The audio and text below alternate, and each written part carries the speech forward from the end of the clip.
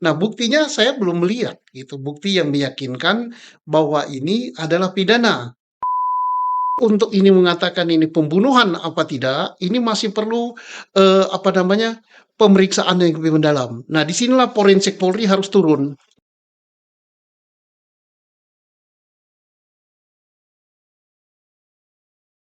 Pak, untuk kasusnya Vina dan Eki, Polri sudah menyatakan bahwa ini adalah kasus pembunuhan yang disertai dengan perkosaan ya, Pak? Memang sudah ada alat buktinya ya, Pak? Nah, inilah berkali-kali saya katakan kembali ke titik nol gitu kan. Karena baik sekali kasus ini kan menimbulkan masalah, vonis pengadilan untuk perkara yang disidik 2016, karena banyak sekali terpidana yang menarik keterangannya, termasuk saksi menarik keterangannya. Dan 2024 disidik lagi dengan tersangka telah menangkap DPO Peggy Setiawan. Bermasalah juga sehingga sampai dibebaskan. Mengapa terjadi demikian? Karena saya katakan kembali ke titik nol. Artinya kembali ke titik nol, kembali kepada tahun 2016. Apakah 2016 itu sudah benar atau tidak? Sudah benarnya itu adalah sudah benarkah kasus ini pidana atau bukan pidana? Kembali ke teori penyidikan. Penyidikan itu adalah serangkaian upaya yang dilakukan oleh penyidik untuk membuat terang peristiwa. Peristiwanya itu ditemukan dua jenazah. Apakah dua jenazah ini korban pidana atau kan bukan pidana? Ternyata awalnya lalu lintas, Ya. kemudian dikubur, kemudian berubah menjadi pidana. Nah, pidana itu apakah sudah jelas ini pidana? Ini harus ada bukti-buktinya. Nah, buktinya saya belum melihat gitu, bukti yang meyakinkan bahwa ini adalah pidana. Apalagi pidana yang disangkakan adalah pembunuhan dan perkosaan. TKP-nya pun tidak jelas gitu. Apakah di jembatan, apakah di belakang showroom, apakah di SMP 11. Ini TKP saja belum begitu meyakinkan. Padahal TKP sangat penting gitu ya. Tapi kan ada saksi yang katanya melihat kejadian itu, Pak. Apakah saksi bisa meyakinkan bahwa kejadian yang dia lihat itu adalah pembunuhan gitu? Oke, untuk sementara Polresta Cirebon meyakini ini pembunuhan gitu kan yang di take over oleh Polda 2016. Ini di jembatan. Di jembatan faktanya ditemukan dua jenazah. Satu sepeda motor, helm, darah. Tidak ada yang lain-lain. Karena apa? Darah tidak diambil laboratnya. Di baju juga tidak diambil darah di situ di laborat. Kemudian sperma juga tidak diambil. Sidik jari tidak diambil. CCTV tidak jelas gitu. Kemudian HP juga tidak jelas apa mengatakannya. Hanya berdasarkan saksi-saksi saja. Nah, saksi itu mau 1000 saksi pun tanpa didukung alat bukti lain itu lemah sekali. Apalagi saksi itu saling bertentangan. Kita dengar sendiri, saksi Soroto mengatakan dia yang pertama datang. Ya. Tapi ternyata bohong kan, yang datang itu tidak dia pertama, Soroto bersama polisi.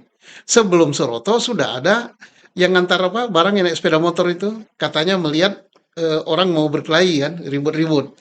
Nah, ada juga sebelum itu yang datang juga, dia melapor ke TKP, melapor ke Polsek. Baru datang Soroto bersama polisi. Jadi ini aja udah bohong gitu, saksi-saksinya sudah bohong, apalagi saksi Aib gitu yang melihat dari jarak 100 meter dan sebagainya. Artinya dari saksi-saksi yang ada ini kita belum yakin ini pembunuhan. Belum begitu yakin. Ya. Kalau misalnya untuk memberi kesimpulan bahwa ini adalah pembunuhan, alat bukti forensik apa sih Pak yang sebetulnya harus Nah, ada? satu yang harus diambil adalah alat apa yang digunakan. Kedua, pisem. Nah, pisemnya menurut yang kita tangkap di permukaan itu tidak ada luka tusuk. Tetapi di dalam dakwaan atau dalam tuntutan atau dalam apa katanya ada luka tusuk. Nanti kan ini bertentangan. Ya. Nggak cocok gitu kan. Kemudian saksi-saksi yang mengatakan pembunuhan juga tidak bisa kita percaya. Pisau nggak bisa. Alat bukti CCTV tidak ada. Sidik jari siapa pelakunya tidak ada. Kemudian dari HP yang bisa diungkap tidak ada. Nah, terus apa lagi? Laborat darah tidak ada. Kemudian sperma tidak ada.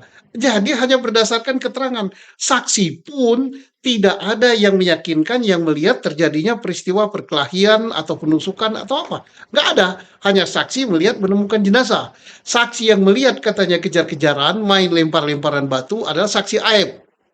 Nah, saksi Aib oke lah. Saksi Aib itu tidak bisa dipercaya, udah gugur gitu Aib ini. Kalau nah Aib udah nggak bisa percaya. Apalagi Aib ini keterangannya dia tidak hadir di sidang pengadilan, hanya sumpah saja di penyidik. Udah saksi Aib udah pasti gugur lah. Saksi Royana udah gugur juga. Mengapa saksi Royana gugur?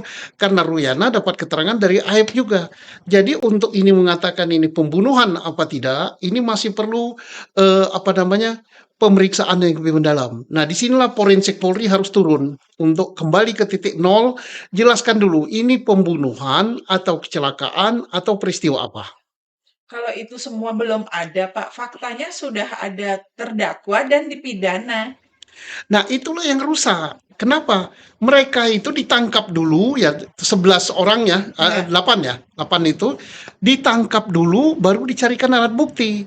Artinya direkayasakan perkaranya bahwa ini seolah-olah dia harus mengakui bahwa dialah pelakunya, dibuatkan ceritanya. Akhirnya kebohongan demi kebohongan yang terjadi. Maka ini saya yakin terdakwa yang sekarang dihukum, sekarang sudah menjadi terpidana, itu bukan dia pelakunya. Kenapa? Cara prosesnya tidak benar. Bukan berdasarkan cari bukti dulu, baru ditentukan sebagai tersangka, menjadi terdakwa dan sebagainya. Nah, ini kalau kita berpengalaman pada pra-peradilan kemarin, Ya. cara seperti itu cara yang salah, harus digugurkan. Cara yang benar itu cari bukti, baru tentukan tersangka, baru diproses. Nah, ini udah jelas, yang 8 di dalam itu harus bebas kalau menurut saya. Karena cara yang salah, dan ini berarti pelakunya belum jelas. Berarti kembalilah ke titik nol Ya ya, Pak? kembali ke titik nol.